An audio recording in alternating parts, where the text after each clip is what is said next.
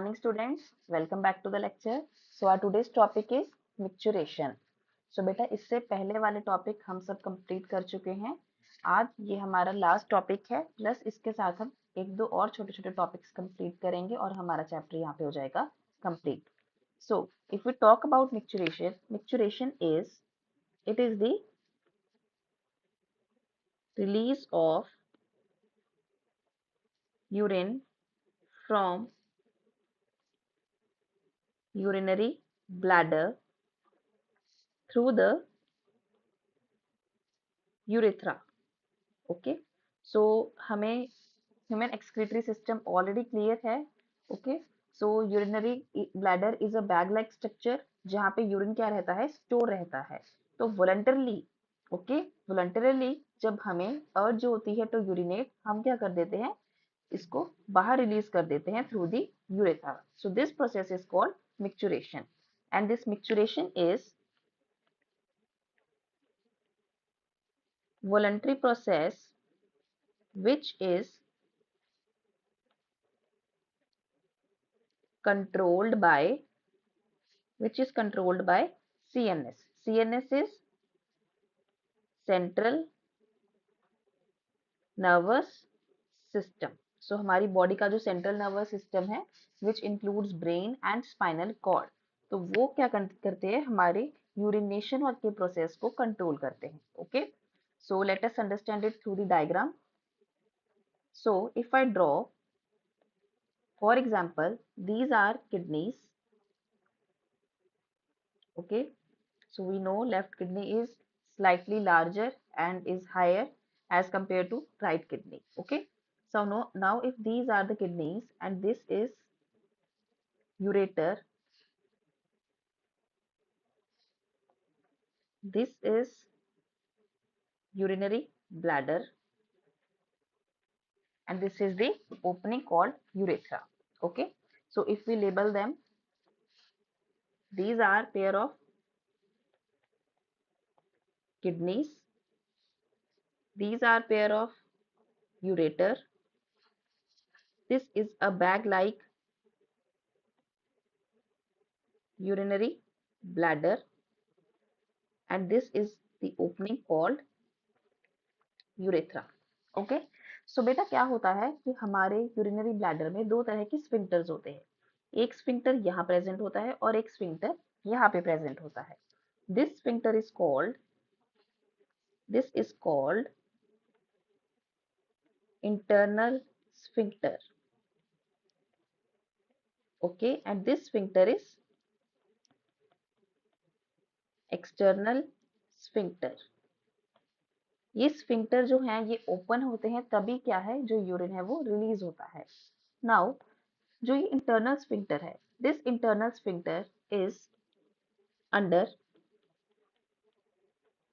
Involuntary control.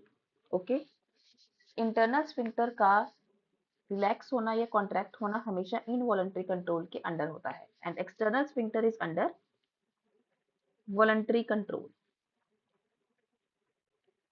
So बेटा क्या होता है कि जब हमारा urinary bladder more than half, so you can say approximately 80%, जब ये फिल हो जाए तो क्या होता है कि हमारे सेंट्रल नर्वस सिस्टम के पास एक सिग्नल जाता है जो क्या करते हैं, मसल्स के पास पहुंचाते हैं और उनको क्या करवाते हैं, रिलैक्स करवाते हैं, जिसकी वजह से हम क्या करते हैं, यूरिनेट करते हैं. सो ये प्रोसेस समझने के लिए सबसे पहले हम कुछ इसके बारे में बेसिक सा पढ़ेंगे. दैट आर बेसिक पॉइंट्स कुछ डिस्कस करते हैं हम लोग पहले. दैट वी रिलीज या humans release approximately 1 to 1.5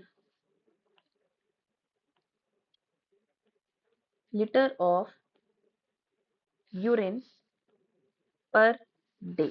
Okay, so we know that we release urea and in the form of urine. Okay, so we release 1 to 1.5 liter of urine per day.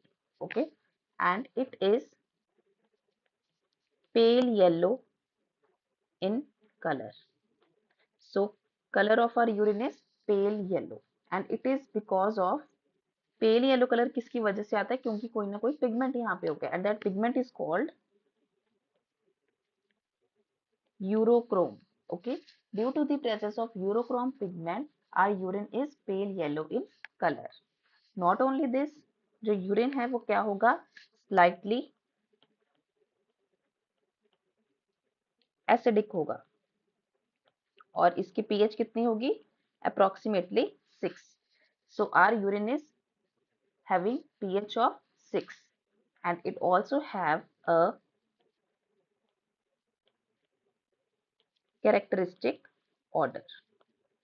Okay, इसकी कोई ना कोई क्या होगी? Smell होगी, order होगा. So you know that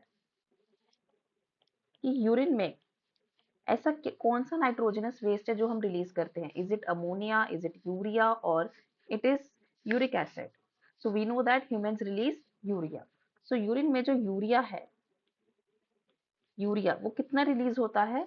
it is 25 to 30 grams per day. Okay, so अगर आपको बेटा ये आता है, अगर आपको आता है कि हम यूरिन कितना रिलीज करते हैं, so urine is 1 to 1.5 litre, लेकिन उसी यूरिन में यूरिया कितना होता है? So urea is 25 to 30 grams per day. Is it clear? So अभी बेटा हम इसका पूरा प्रोसेस समझते हैं कि अभी हमने यहाँ पे देखा कि जब जो यूरिनरी ब्लैडर है वो मोर देन हाफ फिल हो जाए तो वी हम क्या करते हैं? मिक्चुरेट करते हैं. ठीक है, तो इसका प्रोसेस क्या है वो हम एक फ्लो चार्ट की हेल्प से समझेंगे नीचे.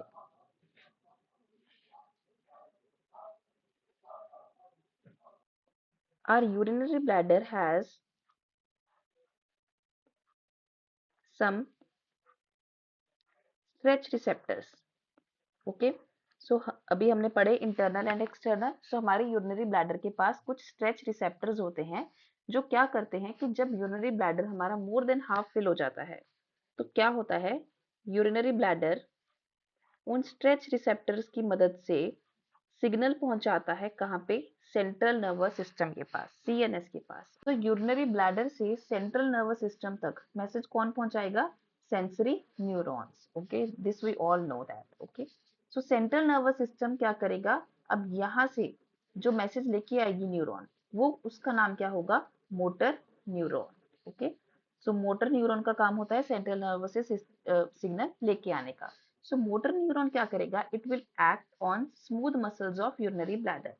Okay, it will act on smooth muscles of urinary bladder. So ये urinary bladder के smooth muscles पे act करेगी और क्या करवाएगी? उसको contract करवा देगी. So bladder contract हो जाएगा. So जैसे ही bladder contract हो जाएगा, so जो sphincters थे, जो दोनों स्फिंक्टर्स थे, इंटरनल एंड एक्सटर्नल स्फिंक्टर, उनकी क्या हो जाएगी? Relaxation. So relaxation of sphincters हो जाएगी. जैसे ही स्फिंक्टर्स रिलैक्स हो जाएंगे, यूरिन क्या हो जाएगा? रिलीज हो जाएगा. Okay, release of urine. So बेटा ये आपको ध्यान में रखना है कि हमने कौन सा प्रोसेस फॉलो किया है. ये हमारा एक क्या है? फ्लो चार्ट है. सो यूरिनरी ब्लैडर के पास जब भी स्ट्रेच रिसेप्टर्स होंगे, ओके, जब urinary bladder more than half fill हो जाएगा तो क्या होगा? ये सेंसरी न्यूरॉन के थ्रू सिग्नल लेके जाएगा और सेंट्रल नर्वस सिस्टम वापस मोटर न्यूरॉन के थ्रू स्मूथ मसल्स पे एक्ट करेंगे और यूरिनरी ब्लैडर क्या करवा देंगे? कॉन्ट्रैक्ट करवा देंगे. और इसकी कॉन्ट्रैक्शन से स्फिंक्टर्स दोनों रिलैक्स हो जाएंगे और यूरिन क्या हो जाएगा? बाहर रिलीज हो जाएगा. This whole process is called micturition. So बेटा ये प्रोसेस था हमारा मिक्चुरेशन का. अब हम कुछ पॉइंट्स समझते हैं. सो कि अगर इफ हमें यूरिन में आरबीसी दिखते हैं, ये पॉइंट हम ऑलरेडी डिस्कस कर चुके हैं पहले, तो इस कंडीशन को क्या बोलते हैं? हेमेटूरिया. ओके, नेक्स्ट इज अगर हमें यूरिन में ग्लूकोज दिखाई देता है, इस कंडीशन को क्या बोलेंगे? ग्लाइकोसूरिया. नेक्स्ट इज अगर हमें कीटोन बॉडीज दिखाई देती हैं यूरिन में, कीटोन बॉडीज, तो इस कंडीशन को क्या बोलेंगे? Ketonuria. And we all know that कि ये दोनों कंडीशंस हैं, ये कब, ये किसका इंडिकेशन है? डायबिटीज मेलिटस का.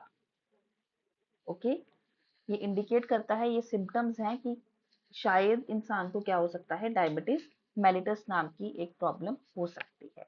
सो बेटा this was all about micturition, जो भी हमने अभी तक पढ़ा कि मिक्चुरेशन कैसे काम करता है। So our next topic is role of other organs in excretion.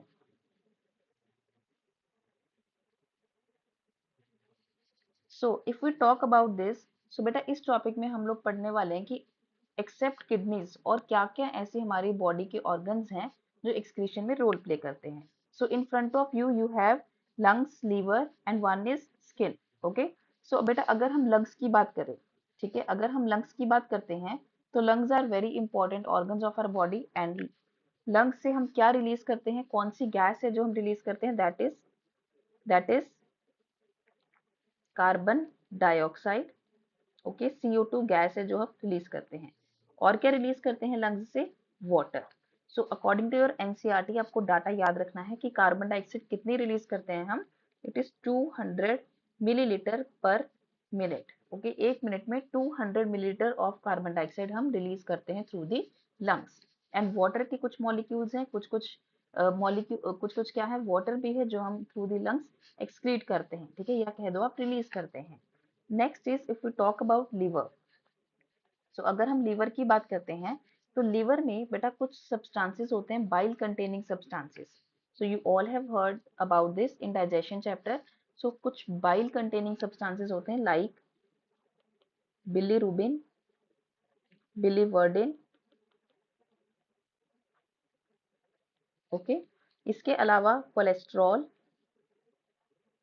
Cholesterol एक स्टीरॉयड है, ठीक है।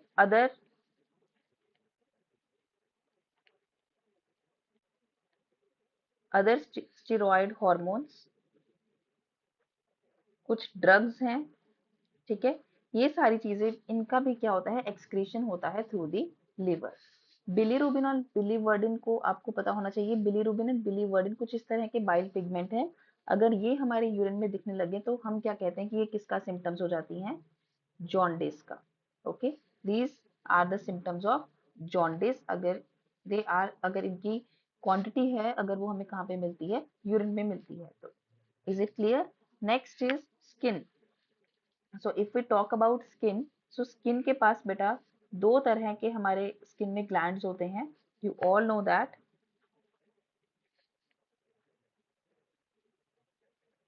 Okay, so first is sweat gland and other is sebaceous gland. अगर हम स्वेट ग्लैंड की बात करें, sweat gland is also called, it is also called sudoriferous gland. तो जो स्वेट ग्लैंड है ये क्या सिक्रीट करेगा, और इसके साथ साथ स्वेट ग्लैंड में हमें सिक्रीट करने को मिलेगा वाटर एंड कुछ सॉल्ट्स। ओके, सो जब पसीना आता है हमें, जब हम स्वेटिंग मोड में होते हैं तो हमारे वाटर तो रिलीज होता ही है, साथ में कुछ सॉल्ट्स लाइक NaCl की भी क्या होती है, सिक्रीशन होती है, एक्सक्रीशन होती है, ठीक है। इसके अलावा बहुत माइन्यूट क्वांटिटीज होती हैं यूरिया की एंड लैक्टिक एसिड की। Okay, this you have to learn. Next is if we talk about sebaceous gland. So sebaceous gland are oil glands. इनमें क्या होता है, सीबम होता है। सो ये क्या सिक्रीट करते हैं, वैक्स एंड ऑयल। ओके, या फिर इसमें आप लोग ऐड कर सकते हो fatty acids also. Now last is कि you also have to remember कि कुछ क्वांटिटी होती है, कुछ क्वांटिटी में लार्ज इंटेस्टाइन, ये तो इस पे तो पूरा का पूरा चैप्टर ही है डाइजेशन, ठीक है, जिससे हम क्या करते हैं, फिकल मटेरियल रिलीज करते हैं, तो वो भी एक एक्सक्रीशन का पार्ट है। सो लार्ज इंटेस्टाइन भी एक ऑर्गन है एक्सक्रीशन का। And other is salivary glands. So बहुत कम अमाउंट का नाइट्रोजनस वेस्ट मटेरियल है जो थ्रू द सेलेवरी ग्लैंड भी रिलीज होता है। सो बेटा this was all about the role of other organs in excretion. So our last topic of this chapter is disorders of excretory system. Uraemia. So uraemia से, जब आप Urania word पढ़ते हो तो यहाँ से आपको यूरिया, यूरिया है ना, यूरिया का एक सेंस मिल रहा होगा, तो यूरिया, यूरीमिया, ठीक है। तो यूरिया, इसमें क्या बताया गया है यूरीमिया में, that it is the accumulation of urea in blood. So क्या है, आप लोगों को पता है कि हम लोग एक्सक्रीट करते हैं urine in the form of urea, but जब वो उसकी एक्सक्रीशन प्रॉपर से ना हो सके और वो कहाँ आ जाए, वो ब्लड में आ जाए, हमें ब्लड में दिखने लगे यूरिया, उस कंडीशन को क्या बोला जाता है, उस कंडीशन को बोला जाता है यूरीमिया। ओके, सो इससे क्या हो जाता है बेटा, अगर किसी इंसान को यूरीमिया जैसा डिसऑर्डर हो जाए, तो इससे हम कह सकते हैं कि क्या हो चुका है, किडनी फेलियर हो चुका है। क्योंकि किडनी का काम क्या है, किडनी का काम है कि in the form of urea जो है एक्सक्रीशन कराई जाए, लेकिन वो यूरिया जो है वो बाहर निकाला ही नहीं जा रहा, वो तो ब्लड में ही है अभी। तो इसका मतलब किडनी फंक्शन प्रॉपरली नहीं कर पा रही, तो किडनी क्या हो चुकी है हमारी, फेल हो चुकी है। और आप सबने एक बहुत ही कॉमन एक टॉपिक है, ठीक है, कॉमन एक प्रोसेस है, आपने सुना होगा डायलिसिस। इस कंडीशन में इंसान को कहाँ रखा जाता है, डायलिसिस पे रखा जाता है, which is the artificial kidney. So artificial kidney पे रखा जाता है इंसान को, जिसको कहते हैं डायलिसिस या haemodialysis. So it works as kidney failure. ओके, ये कब काम आती है, जब किडनी फेलियर हो जाए। तो यहाँ पे क्या होता है, डायलिसिस एक पूरा का पूरा प्रोसेस है, तो जिसमें क्या होता है कि हम एंटीकोगुलेंट्स देते हैं लाइक हिपैरिन। ओके, हिपैरिन देते हैं इंसान को, तो यहाँ से आर्टरी के थ्रू ब्लड जो है इंसान का कहाँ आता है, हीमोडायलिसिस में आता है, डायलिसिस फ्लूइड में आता है, जो किससे कनेक्ट होती है, सेलोफेन ट्यूब के थ्रू। ओके, तो जब वापस हम ब्लड को प्योरीफाई करके वापस इंसान की बॉडी में डालते हैं, ह्यूमन बॉडी में वापस ब्लड को ले जाया जाता है थ्रू दी वेन, तो वापस इसमें क्या डाला जाता है, एंटी हिपैरिन डाला जाता है। जब हमने जस्ट ब्लड को लिया था, ठीक है, आर्टरी के थ्रू, तब तो हमने हिपैरिन डाला था एंटीकोगुलेंट। जब वापस से ब्लड को आफ्टर डायलिसिस डालेंगे बॉडी के अंदर, तो क्या डालेंगे, हम एंटी हिपैरिन का यूज करेंगे। ओके, सो बेटा, बट किडनी फेलियर जो है, अगर ये हो जाए, तो जब डायलिसिस करवाई जाती है, तो डायलिसिस एक परमानेंट क्योर नहीं है, क्योंकि डायलिसिस में तो इंसान मशीन पे रखा जाता है। ओके, आर्टिफिशियल किडनी की तरह ये काम करता है, बट इसका एक परमानेंट सोल्यूशन भी है। अगर आपको किडनी फेलियर हो जाए किसी इंसान को, तो इसका परमानेंट सोल्यूशन क्या है, कि इंसान को क्या कर, उसकी क्या करवा दो, किडनी ट्रांसप्लांट करा दो। स्पेशली अगर दोनों की दोनों किडनीज फेल हो चुकी हैं, तो किडनी ट्रांसप्लांट करा दो, तो this is the permanent solution. But kidney transplant, ये आपने पढ़ा होगा कि किडनी ट्रांसप्लांट उस डोनर से करवाई जाती है जो बहुत की क्या हो, या तो फैमिली मेंबर में से हो या फिर क्लोज रिलेटिव हो, क्योंकि यहाँ पे बेटा ग्राफ्ट रिजेक्शन के चांसेस क्या हो जाते हैं, कम हो जाते हैं। ओके, तो आपकी टिश्यूज जो हैं वो क्या करते हैं, सिलेक्शन या रिजेक्शन करते हैं। जब भी कोई बाहर से कोई ऑर्गन की ट्रांसप्लांटेशन होती है, तो ग्राफ्ट रिजेक्शन या सिलेक्शन होती है कि आपकी बॉडी उस नए ऑर्गन को एक्सेप्ट कर पा रही है या नहीं। लेकिन अब जितना रिलेटिव आपका क्लोज होगा, जितना आपका फैमिली मेंबर होगा, सो उससे क्या होगा कि ग्राफ्ट रिजेक्शन के चांसेस कम हो जाते हैं। So kidney transplant is the permanent cure of the uraemia और kidney failure. So our second disorder is renal calculi. ये बहुत ही कॉमन डिसऑर्डर है, बहुत ही ज्यादा, क्योंकि रीनल कैलकुलाई में आपने सुना होगा स्टोन्स, किडनी में स्टोन्स बन जाते हैं, पथरी बन जाती है जिसको हम बोलते हैं, है ना। तो यहाँ पे अगर हम इफ आई ड्रॉ किडनी, तो किडनी में हमने कुछ, जब हमने ये पिरामिड्स बनाए थे तब हमने बात की थी कि किडनी में कुछ ये माइनर और मेजर यहाँ पे कैलिक्स होते हैं। तो यहाँ पे माइनर कैलिक्स में, मेजर कैलिक्स में, या फिर जो यूरेटर यहाँ से पास आउट हो रही है, या फिर यूरेटर में यहाँ पे जब कोई स्टोन बन जाए, अगर वो स्टोन का साइज बहुत छोटा है तो वो एक्सक्रीट हो जाएगा। लेकिन अगर किडनी स्टोन कोई इतना बड़ा है कि वो ये पैसेज को ब्लॉक करता है, उसको हम बोलते हैं कैसी कंडीशन, रीनल कैलकुलाई की कंडीशन। ओके, और ये स्टोन्स क्या होते हैं, क्रिस्टलाइज्ड स्टोन्स होते हैं, और ये किससे बने हुए होते हैं, these are stones of oxalates. These are the stones of oxalates. So last disorder is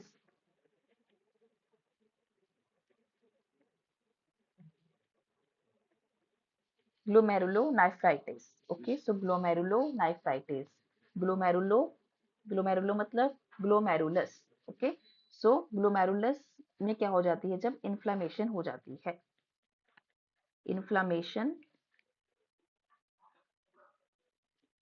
of glomerulus. जब ग्लोमेरुलस में इन्फ्लेमेशन हो जाए, ठीक है, स्वेलिंग हो जाए, उसको क्या बोला जाता है, ग्लोमेरुलोनेफ्राइटिस। सो यहाँ पे था बेटा आपका पूरा चैप्टर एक्सक्रीशन वाला।